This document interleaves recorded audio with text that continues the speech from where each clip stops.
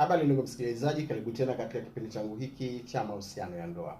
Leo nataka nizungumzie wanawake wengi wamekuwa single mother sababu ya kutojua haya, na usiposhika haya, kuwa single mother ni sehemu ya maisha yako. Sasa naomba nisikilize kwa makini na nifuatilie hatua moja badala ya nyingine. Wewe mwanamke, sababu hizi za kusababisha uwe single mother, na kwa kuwa haujui zinaweza zikakupa athari gani, basi naomba unisikilize kwa makini, naomba uniazime masikio yako. Jambo la kwanza, jitahidi sana usinyanyue sauti yako mbele ya mumeo kwa sababu yoyote ile. Hiyo ni ishara ya utovu wa heshima.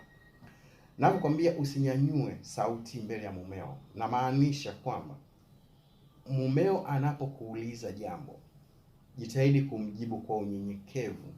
Sio unamjibu kwa kelele au kwa shouting au kwa kumfokea.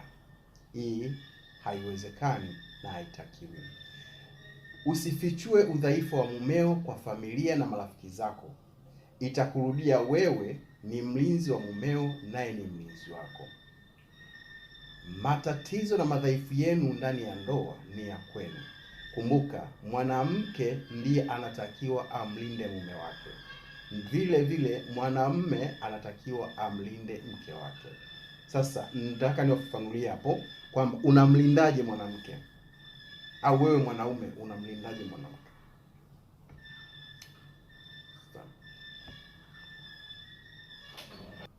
Usitumie mihemko yako hasi kuwasiliana na mume wako.